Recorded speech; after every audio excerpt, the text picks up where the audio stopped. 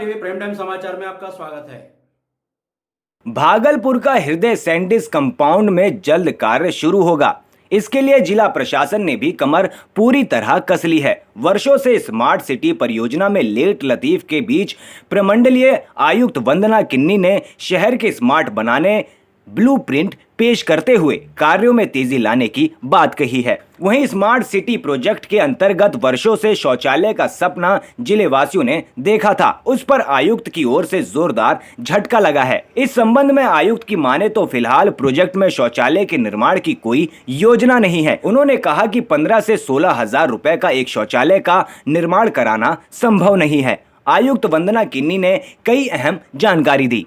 Auto के हम लोग कुछ परमिट निर्गत करने के लिए डिसाइड करें, क्योंकि अभी भी बिना परमिट के गाड़ियाँ चल रही हैं। और दूसरा, जहाँ तक NH80 की बात है, वो DM ने, मैंने पूछा था तो उन्होंने कहा कि उनकी तरफ से पत्र गया है कि बाईपास भी बहुत डैमेज हो गया है और ये बाकी ये रूट भी बहुत डैमेज है।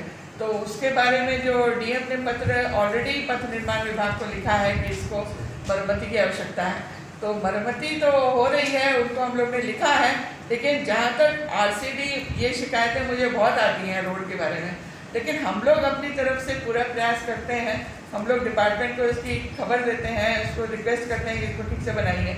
लेकिन अल्टीमेटली जो रोड का जो काम है जो यहाँ हो रहा है, वो सब पथ निर्माण विभाग से ही फाइनल होता है और वही लोग उसका टेंडर करते हैं, फाइनल करते हैं।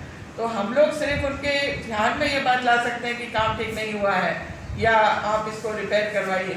तो वो हम लोगों ने किया है और मैं भी इस संबंध में पथ निर्माण विभाग को लिखने जा रही हूँ कि इसको जरा आप सुधारें। इंजीनियर का कहना है मैडम कि 25 टन तक के लोड का सड़क होता है, लेकिन ओवरलोडेड गाड़ियाँ जो है काफ़ी ज़्यादा चल रही है। मिर्जा चौकी जो है झारखंड है, उसमें बाकायदा नोटिस देना पड़ता है, उसमें कोर्ट केस भी हो सकता है या उसमें बाद में जाके किस तरह से काम रुक सकता है। तो अतिक्रमण हटाने में जो कार्रवाई होगी उसमें 1 साल लग जाएगा लगभग, कम से कम।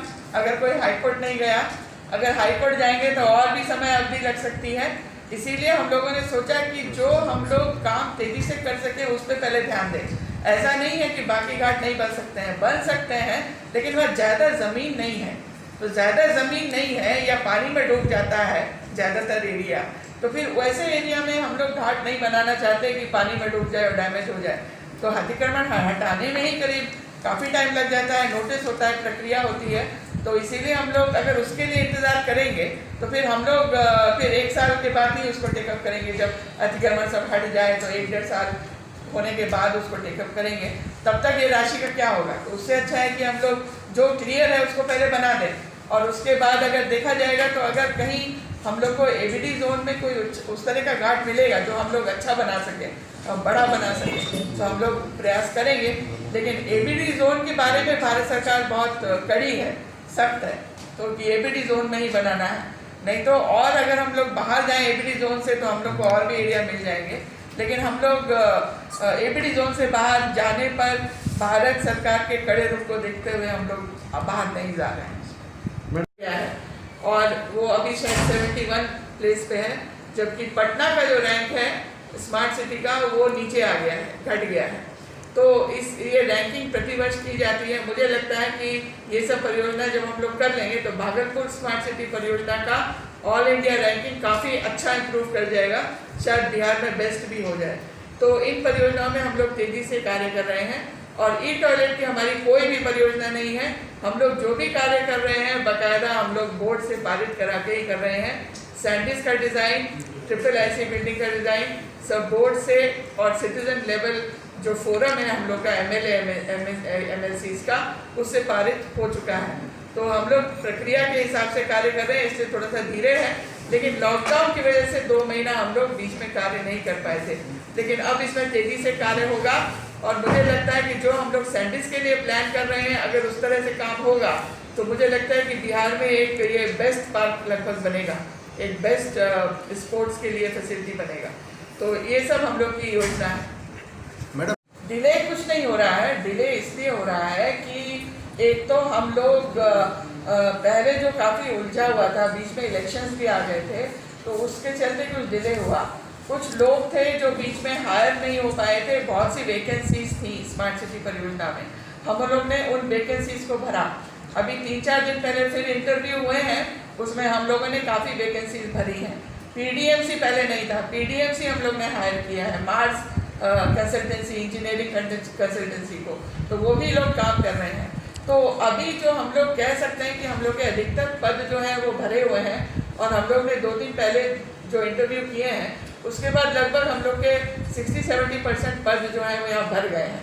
और काम जो है, इतना काम हम लोग ने जो किया है, उसके चलते ही भागलपुर स्मार्ट सिटी की जो परियोजना है, इसको देखते हुए, प्रोग्रेस देखते हुए भागलपुर स्मार्ट सिटी की रैंकिंग जो है वो इम्प्रूव किया है। तो ये हम लोग कोशिश कर रहे हैं, लेकिन बीच में 2 महीने लॉकडाउन के चलते काम जो है थोड़ा सा बाधित हुआ और रुक गया, बिकॉज लोग आ नहीं पाए, जा नहीं पाए। लेकिन अभी जो सिस्टमेटिक तरीके से हम लोग काम कर रहे हैं, बाकायदा सर्वे होता है जगह का, उसकी फिजिबिलिटी रिपोर्ट होती है, उसके बाद डीपीआर बनता है, और डीपीआर बनता है उसके बाद हम लोग आईआईटी पटना से भी कंसल्ट करते हैं, उनका भी टेक्निकल एडवाइस लेते हैं। आईआईटी पटना से क्लियरेंस लेने के बाद ही हम लोग टेक्निकल वेटिंग प्राप्त होने के बाद हम लोग परियोजना में आगे बढ़ रहे हैं। तो हम लोग बहुत सोच समझ के बढ़ रहे हैं, लेकिन पूरे एक जो पूरा निश्चित तरीका होता है, जो प्रक्रिया होती है, उसके हिसाब से बढ़ रहे हैं। तो डीपीआर हम लोग तैयार करते हैं, लेकिन फिर भी हम लोग आईआईटी पटना से कंसल्ट करके उसमें कुछ इम्प्रूवमेंट करना होता है तो उनका एडवाइस लेते हैं। उसके बाद उनको हम डीपीआर में जोड़ते हैं और उसको सुधारते हैं, तब फाइनल फिर टेंडर होता है।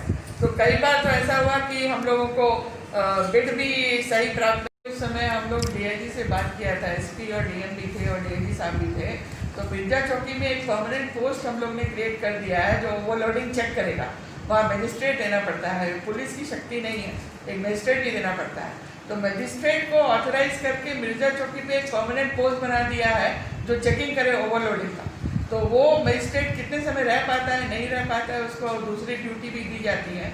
तो इसीलिए उसमें कुछ होगा प्रॉब्लम, लेकिन अदरवाइज मिर्जा चौकी में एक परमानेंट पोस्ट ओवरलोडिंग चेक करने के लिए बना दिया गया है।